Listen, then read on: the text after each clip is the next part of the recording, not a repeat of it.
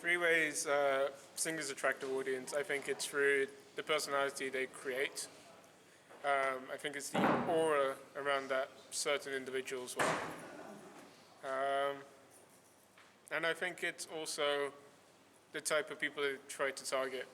Because say, I don't know, say you have someone like, I don't know, Elton John, it's not really directed towards our generation. Whereas it's probably more specific to like the 34 to 50 range. Okay, so you've got performance, which specifically means dancing. So bands like Little Mix is sort of quite attractive in the sense that they will dance around to try and to make their shows better. You've also got sending a message to an audience about what you're saying. So the best example could be Take Me to Church by Hosier, which is a outcry against prevailing homophobia in the community. And then you've got live performances. The best example of this would be Queen and Freddie Mercury. They were excellent live, and that attracted huge audiences. Huge. Three ways. Doing local gigs, pubs and clubs. Maybe via social media, so Twitter, Facebook, and I guess having a cool image.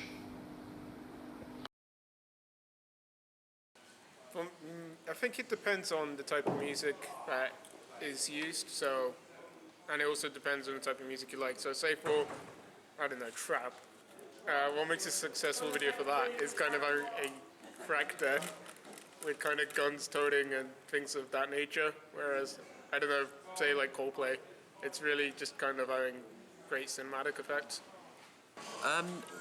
Mostly it's going to be something unique. So I think a good modern example of this is the song Somebody That I Used to Know by, is it Gotcha? Is it Gotcha? Yeah, Gotcha, yeah.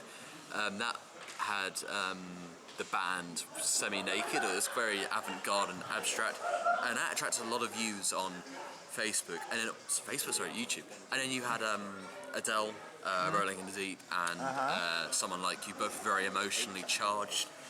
And the beating of the drum in Rolling in the Deep, boom, you had vibrations. It was very, very intelligently done. I'd say upbeat, relevant to the song, the message and the words, and good production. I suppose it's a bit of a dull answer, but something that isn't unique. And this can be induced by, bad lyrics. Like, for example, the song Friday by Rebecca Black has very sort of limited range of vocals, lyrics, so it kind of means the music video does not have much of a synopsis, if you see what I mean. Yeah. That makes it really bad. Not relevant to the song. Poor production, bad lip syncing.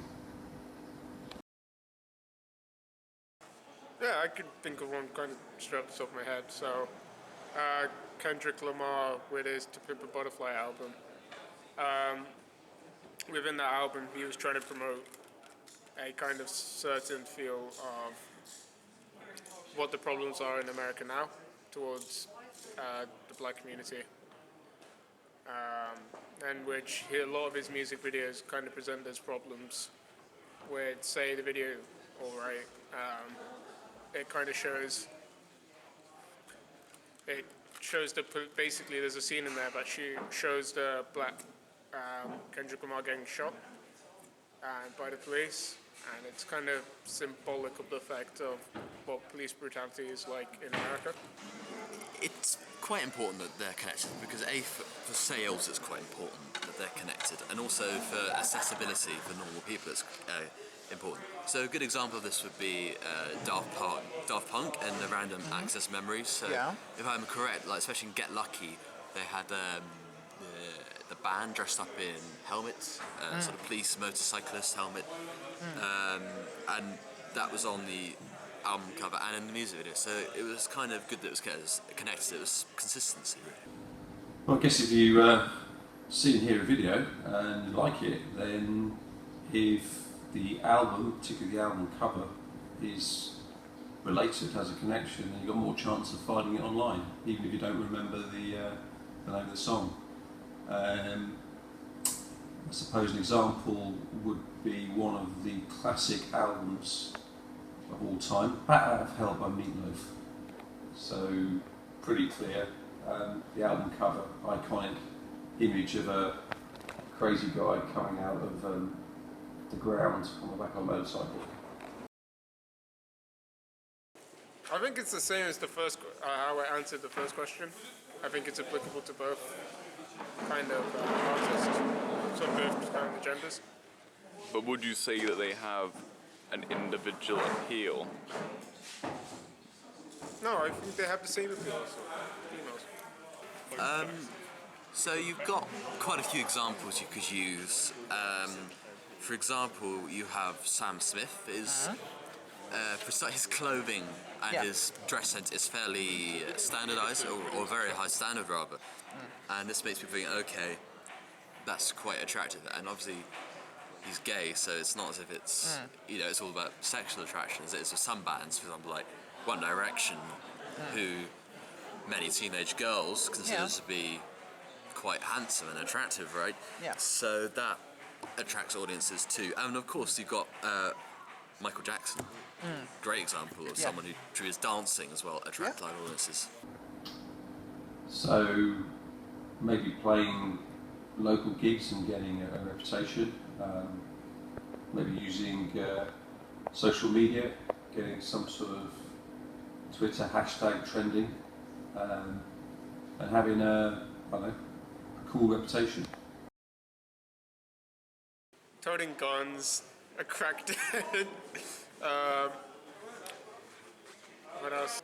Kind of great cinematic effects. A lot of bright colours, I think, for that type of music. You just need to kind of attract people. You need to make the sort of genre quite consistent. So an example of video I saw yesterday was Duality by Slipknot, which contained quite anarchic features, and because heavy metal is traditionally quite a rebellious genre, it kind of made sense. Also various shots.